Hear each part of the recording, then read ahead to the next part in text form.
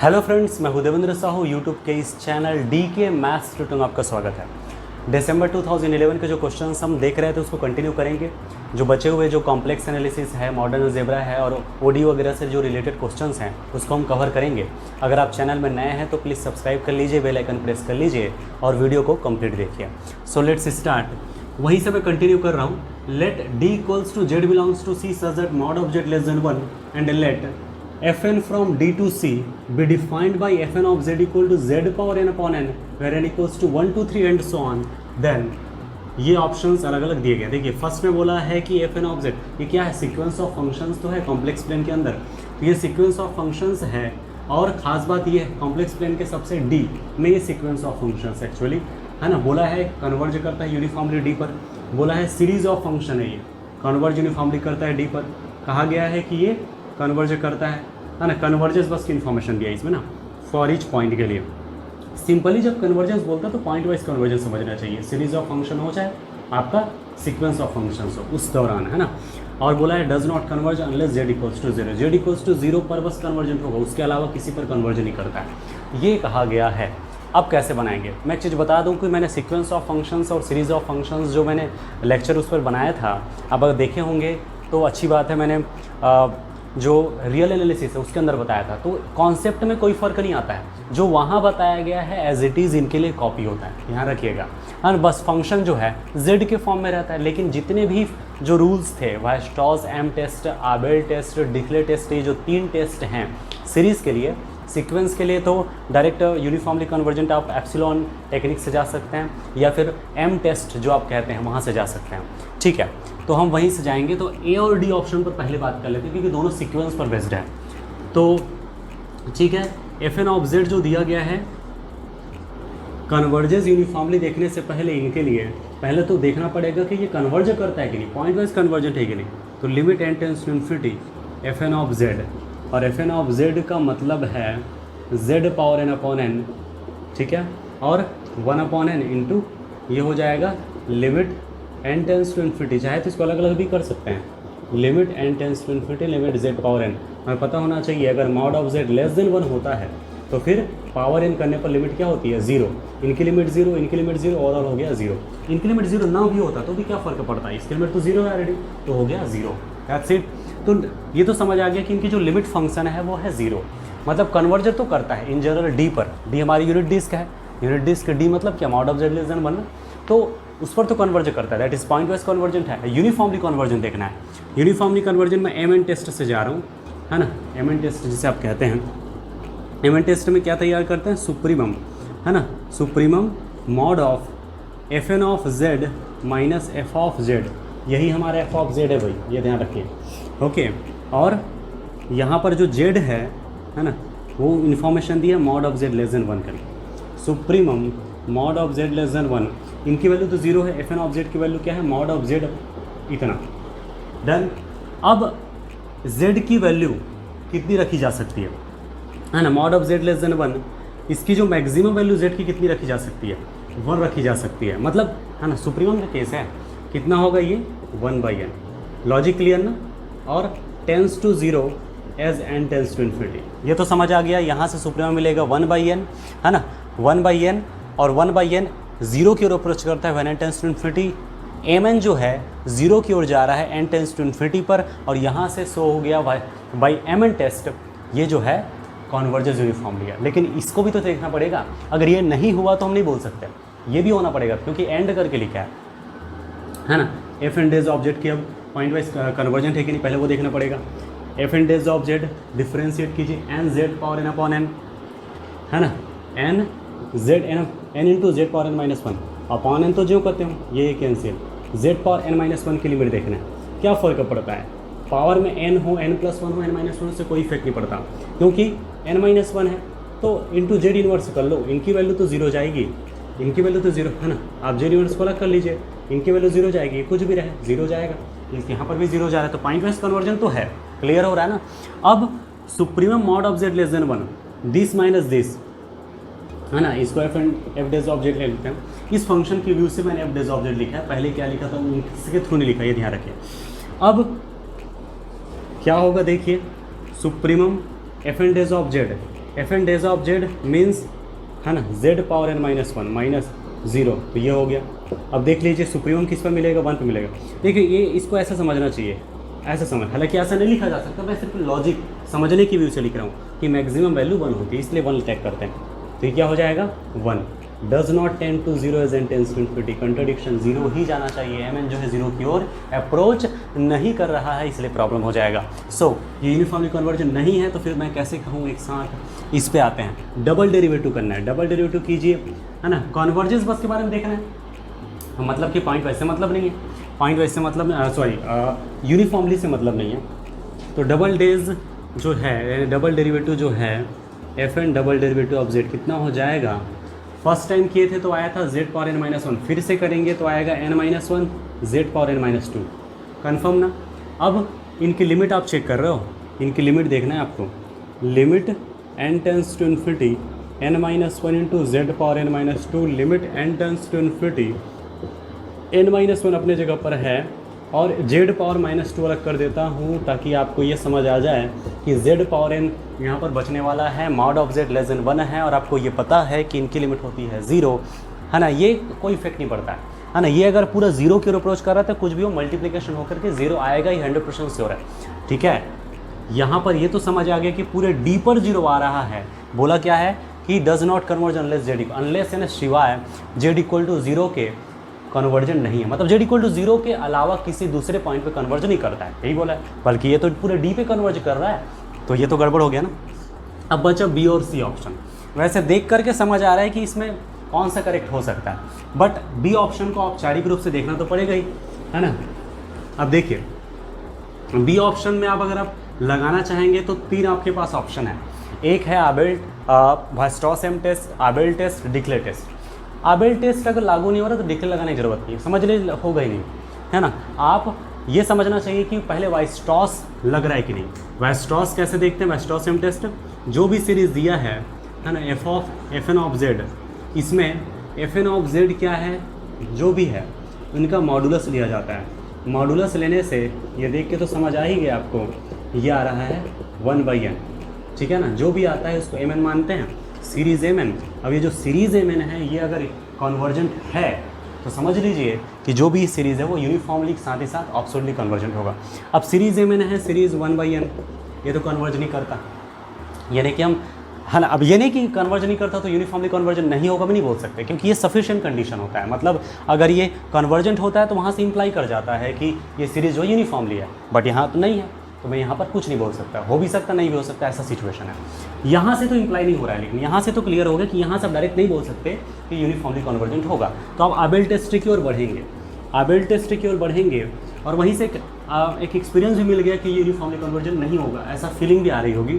तो ठीक है, हम देख लेते हैं वीयरस्ट्रॉस-एम टेस्ट के बाद सेकंड है आबेल टेस्ट। आबेल टेस्ट के लिए z power n upon n, इसको मैं लिख रहा हूँ। आबेल टेस्ट में क्या होता है, series z power n to 1/n, ठीक है।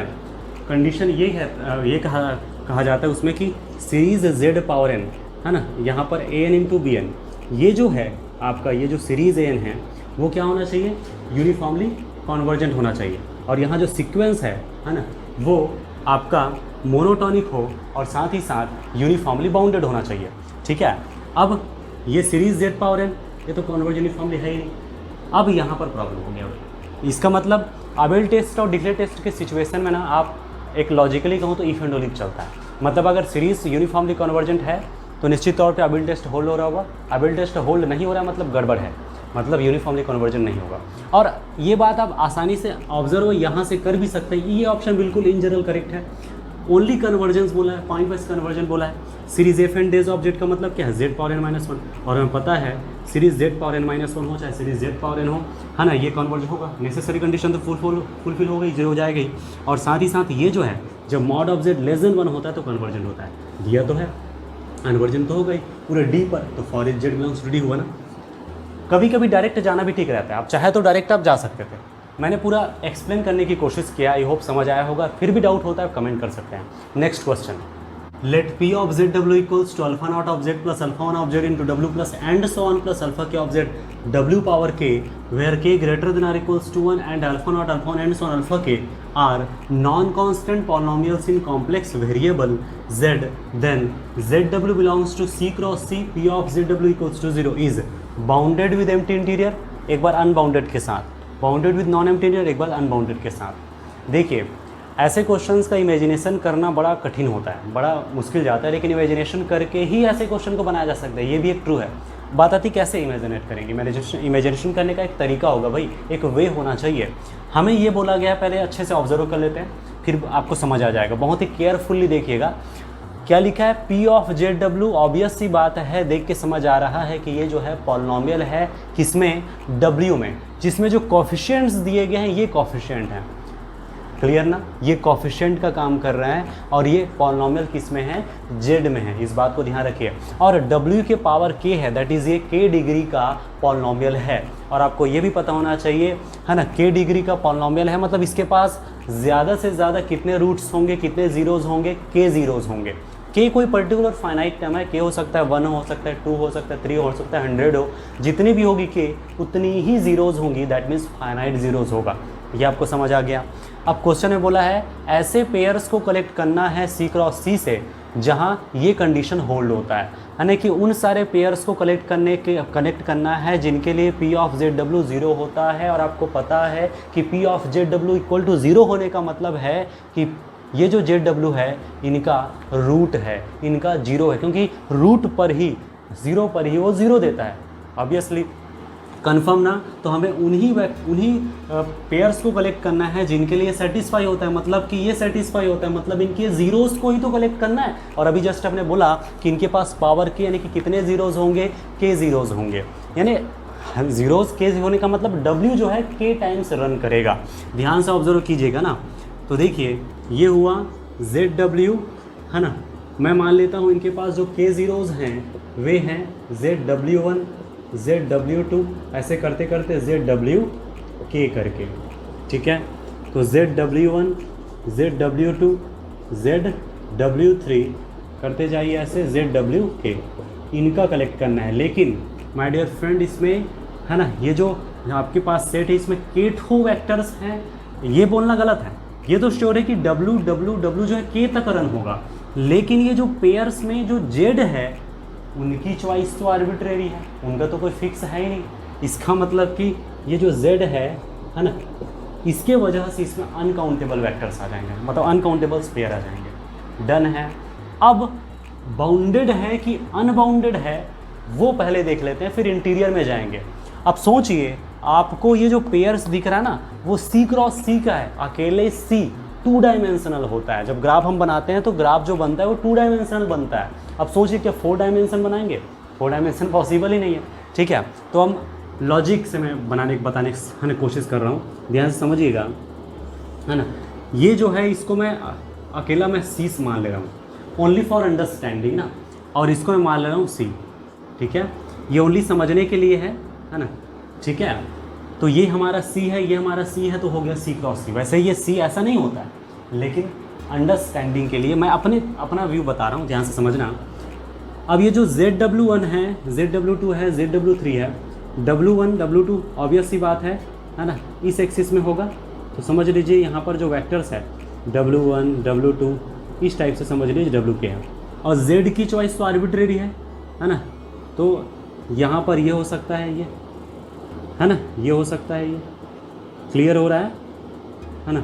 ये इमेजिनेशन है, हो सकता है अलग टीचर अलग तरीके से बताए है ना।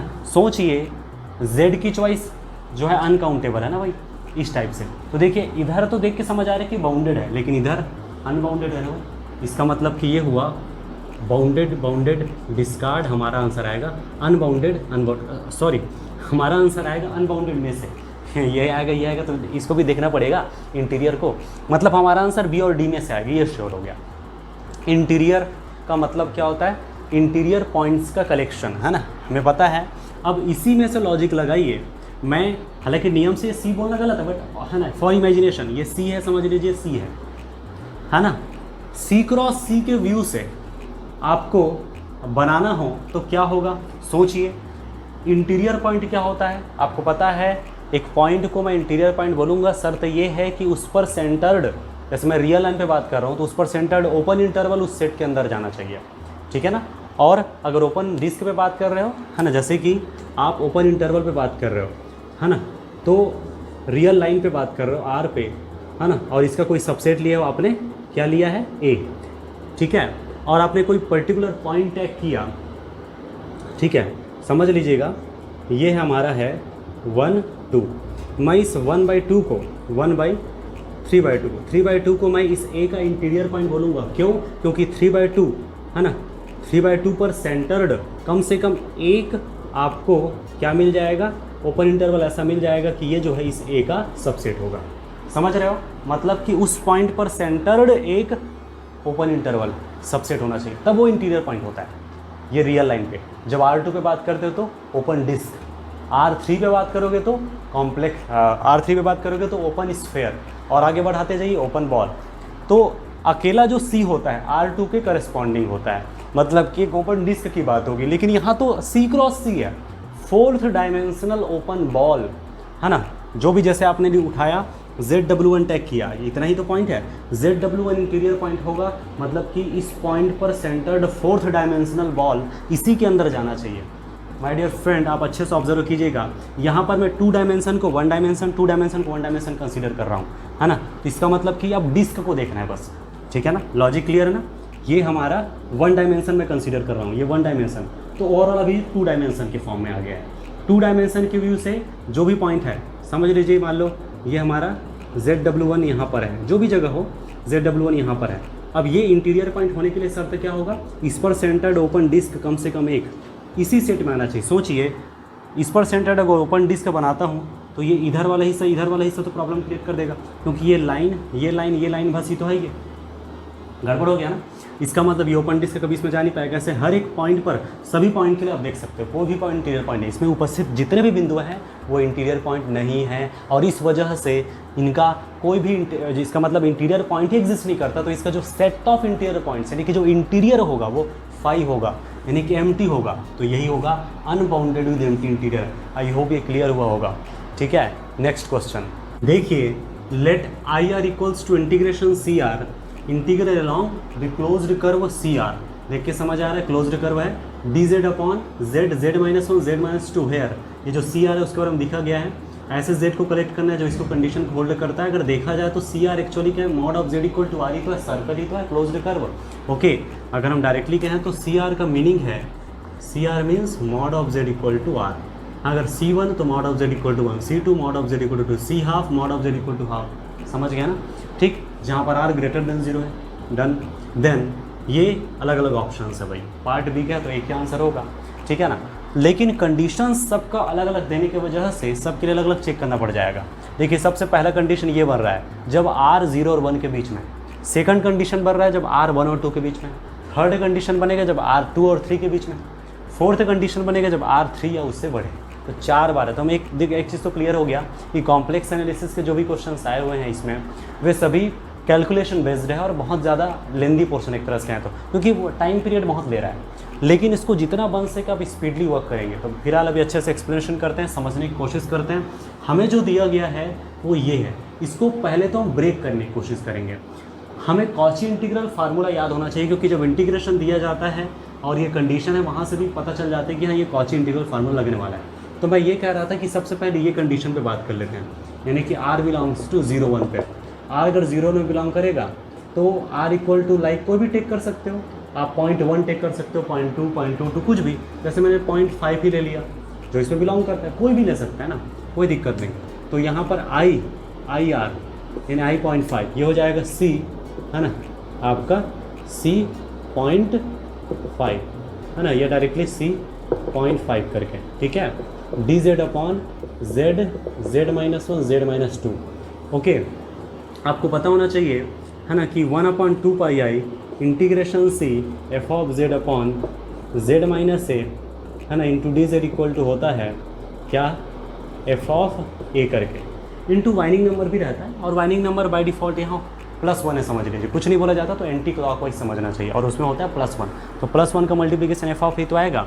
अब ये सिचुएशन में बनाने की कोशिश करते हैं। और डायरेक्ट ये निकालना हो तो क्या आएगा, है ना, 2 पाई इंटू एफ ऑफ ए करके, है ना। ये जो है, जो भी कर्व यहाँ पर दिया है, क्लोज्ड कॉन्टूर या क्लोज्ड कर्व, गामा या सी शो कर सकते हो, ये पॉइंट इसके अंदर लाई करना चाहिए। तो देखिए इसमें 0 है, z minus 0, z minus 1, z minus 3, 0 1 2। अब देखिए आप जो भी सर्कल बनाओगे 0.5 पर सेंटर्ड आप सर्कल बनाओगे। 0.5 पर ये 0 है, ये 1 है, इधर -1 है, इधर i है, इधर -i है, क्योंकि हम बना किस में रहे, कॉम्प्लेक्स प्लेन में। तो अब 0.5 रेडियस का बनाओगे तो सर्कल ऐसा बनेगा, केवल 0 लाई करेगा, ना 1 ना 2, ओनली 0 बस लाई करेगा। तो बाकी का कोई दिक्कत नहीं है, तो ऊपर कर देंगे। तो c 0.5, तो 1/z माइनस 1 इंटू, है ना, z माइनस 2 dz, और ये है z माइनस 0। इस फार्मूला के according 2 pi i into f of a, तो 2 pi i into f of 0, 2 pi i into 1/0 minus 1, और ये है ना 0 minus 2, minus minus plus 2, 2 cancel, pi i. देखिए इस केस में पाई आई है कि 1/2, डिस्कार्ड ऑप्शन, डन। आगे बढ़ते हैं, अब 1 2 के लिए देख लेते हैं। 1 2 के बीच में कुछ भी रहे, पॉइंट क्या हो सकता है, 1.1, 1.2, 1.3, 1.22, ऐसे कुछ भी हो सकता है। 1.5 ही ले लेते हैं, चले। तो ये हो गया 1.5। अब देख लीजिए 0.5 पर सेंटर्ड आपको सर्कल तैयार करना है ना। ये 2 है, ये -2 है, समझ लीजिए, और इधर भी नीचे भी वैसे ही होगा। अब पॉइंट 1.5 पे, मतलब इस पर सेंटर्ड आप सर्कल तैयार करेंगे। तो देखिए इसमें, है ना, 1 लाई कर रहा है, 0 भी लाई कर रहा है, 2 लाई नहीं करेगा, तो 1 और 0 लाई करेगा, तो 2 प्रॉब्लम नहीं करेगा, तो उसको ऊपर कर सकते हैं, ठीक है। तो इसमें ये तो समझ आ गया कि 2 पे कोई दिक्कत नहीं, 0 और 1 पे प्रॉब्लम है, लेकिन ये एक साथ मल्टीपल में अलग अलग करना पड़ेगा। इसका मतलब इसको हम ब्रेक कर देते हैं। ब्रेक करने का मतलब तो आपको पता ही है, कैसे पार्शियल फ्रैक्शन करेंगे। तो z माइनस 1 कर देते हैं, तो z माइनस 1, और ये z माइनस 2 अपने जगह पर है। क्लियर ना, लाइन क्लियर हो रहा है। तो कितना हो जाएगा, अलग अलग बटेगा, 1/z माइनस 1, z माइनस 2, और -1/z, z माइनस 2, और पूरे के बाहर dz। स्टेप क्लियर है, चूँकि 0 है ना और 1 बस लाई कर रहा है इसके इनसाइड, जो भी सर्कल बनेगा उसके इनसाइड, c इसके, है ना। अब देखिए इसके बाद नेक्स्ट स्टेप इधर लिख रहा हूँ, c 1.5, है ना, और 1/z माइनस 2 को ऊपर किया जा सकता है, क्योंकि 2 से कोई प्रॉब्लम नहीं है, इंटू dz अपॉन क्या हो जाएगा, z माइनस 1, बीच में minus, integration c 1.5, 1/z minus 2 into dz upon z मतलब z माइनस 0, ये हो जाएगा 2 pi i into f of 1 minus 2 pi i into f of 0, है ना। और एफ ऑफ 1 का मीनिंग क्या है, ये हमारा एफ ऑफ z होता है भाई, इसमें आप 1 रखेंगे तो 1/1 माइनस 2 कितना आ जाएगा, 1/1 माइनस 1, दैट इज़ -2 पाई आई, और ये एफ ऑफ 0 रखिए, है ना 0, तो वो क्या होगा 1/-2, ठीक है। तो ये हो जाएगा 2 पाई आई इंटू, है ना, 1/-2, माइनस माइनस प्लस, 2 कैंसिल, क्या बचेगा, पाई आई बचेगा, तो ये आएगा -पाई आई, -पाई आई आ रहा है 1 2 के बीच में, लेकिन यहाँ -2 पाई आई देते, इसलिए भी डिस्कार्ड, दोनों ऑप्शन डिस्कार्ड, बचा ए और डी, ठीक है ना। अब ये भी चेक कर लेते हैं, अगर ये आंसर नहीं है तो ऑब्वियस यही आंसर होगा, अब है ना, क्लियर ना। अब 2 3 पे देख लेते हैं, तो 2 3 के बीच में 2.1, 2.2, 2. है ना, 3 3 ऐसे कुछ भी, 2 पॉइंट मैंने ले लिया 5, ठीक है, कुछ भी अपने तरीके से लिया जा सकता है ना। अब देखिए आप यहाँ पर 2.5 आपने लिया है, अब देखिए 2.5 जब आप लिए तो ये जो z माइनस 1, z माइनस 2 था, इसको रहने दीजिए। तो मैं ये कह रहा था कि ये जो पोर्शन आपने लिया है ना 2.5, इस पर सेंटर्ड जब आप सर्कल तैयार करेंगे, याद रखिए 0 है, ये 1 है, ये 2 है, ये 1 है, -1 है, -2 है, ये 2.5 है ना, ये 2.5, ऐसे ऊपर में भी ऐसे नीचे में, उससे मतलब है 0 1 2 तीनों इसमें लाई कर रहे हैं, सही है ना, तीनों लाई कर रहे हैं, मतलब तीनों में प्रॉब्लम होगा, तीनों को अलग अलग करेंगे, मल्टीपल है तो ये तो अलग अलग हो ही गया था, इनको भी अलग अलग करेंगे, ठीक है, लाइन क्लियर हो रहा है ना।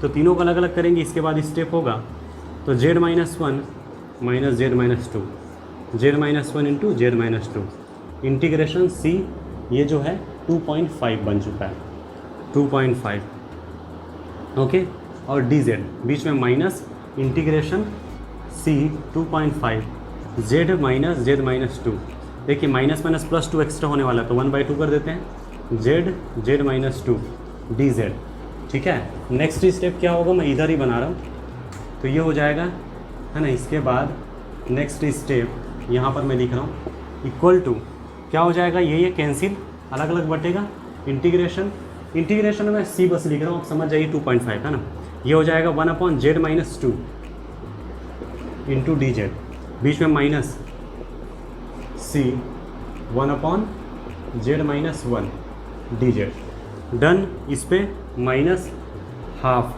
ये हो जाएगा z-2। अब देखिए माइनस माइनस बीच में प्लस हाफ, इंटीग्रेशन सी 1/z, डन है ना। ये आपका 2 है भाई, और ये z, 2 और z को थोड़ा ध्यान रखिएगा, ठीक है।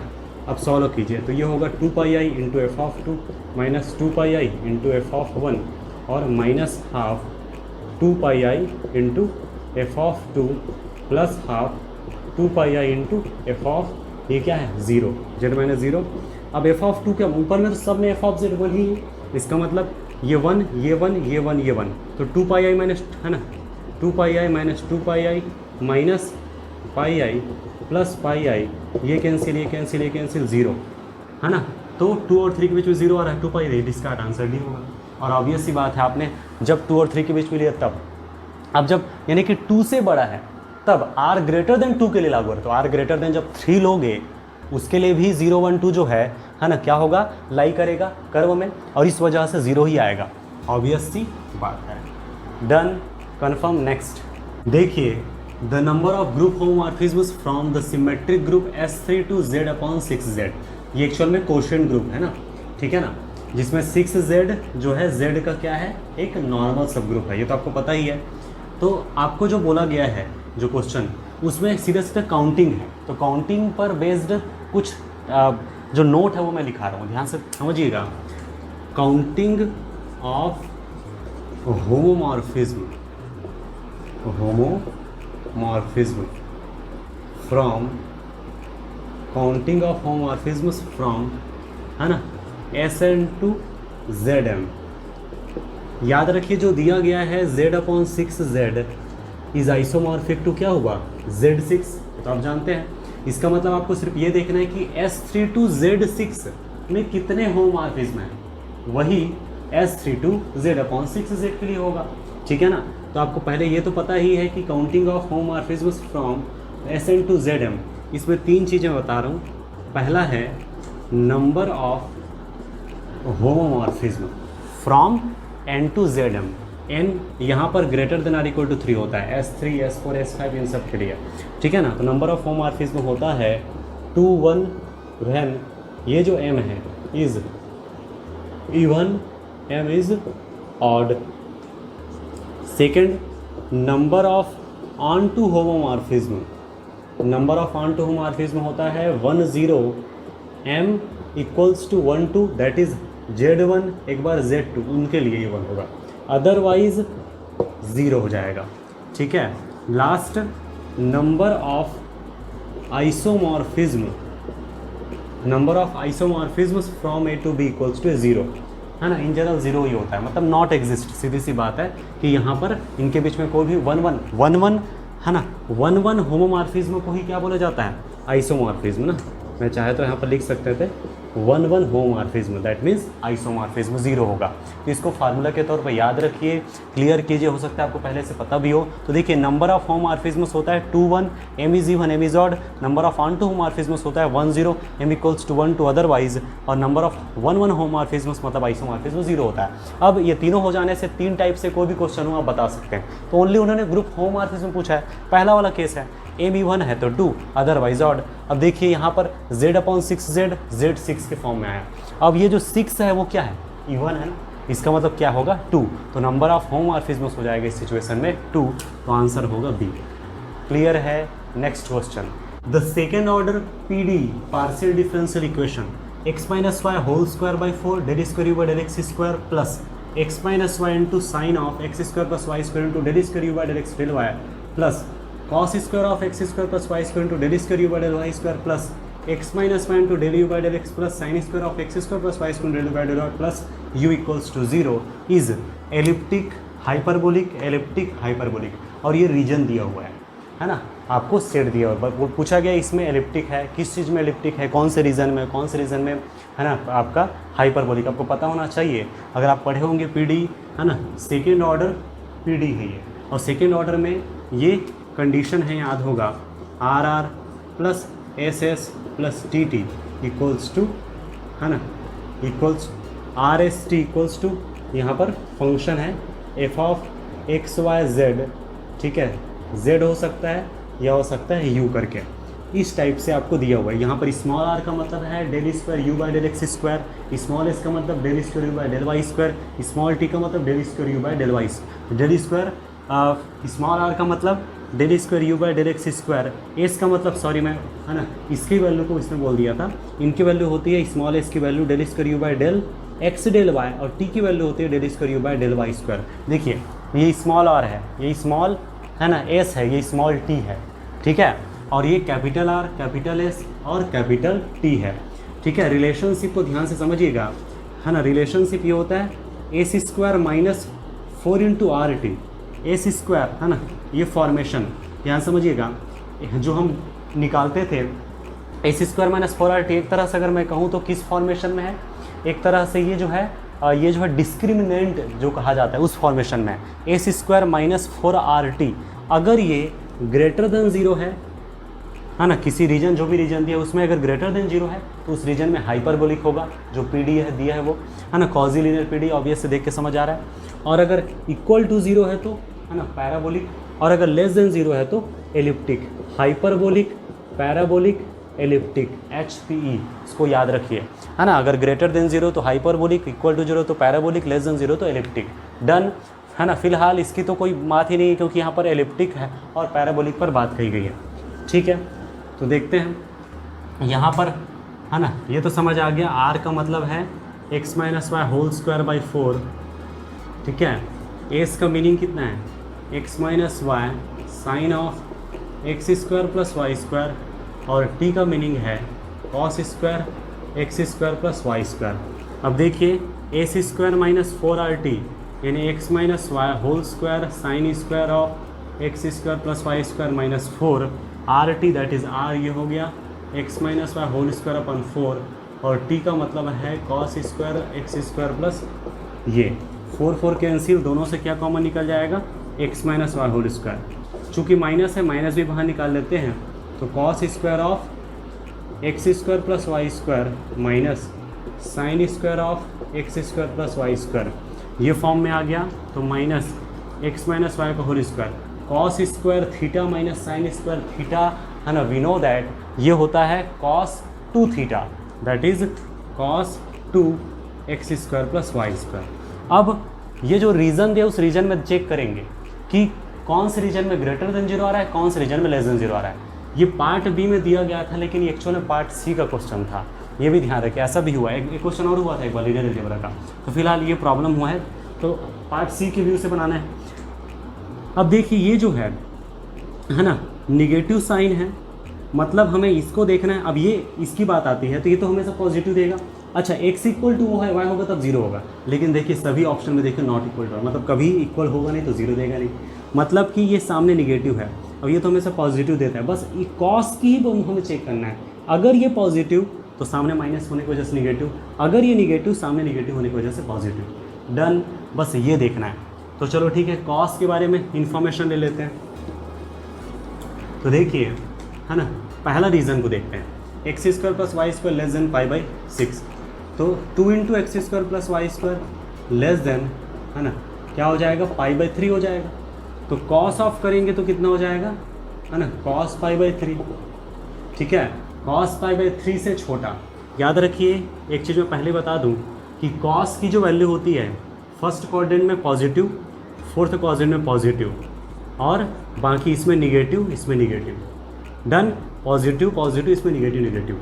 अब कॉस पाई बाई 3 मतलब यहाँ पर होगा पाई बाई 3 से छोटा की बात कर रहा है ना, पाई बाई 3 से भी छोटा, मतलब इधर, मतलब पॉजिटिव हुआ, तो ये पॉजिटिव है, ठीक है। अगर ये पॉजिटिव है इस रीजन में, है ना, जो ये है पॉजिटिव है, मतलब इसके वजह से निगेटिव, ओवरऑल निगेटिव, इस रीजन में निगेटिव है, निगेटिव है तो एलिप्टिक, एलिप्टिक तो दिया है, ट्रू, डन। अगर ये ट्रू है तो ये सी फॉल्स हो जाएगा। अब बोलोगे कैसे, देखते हैं।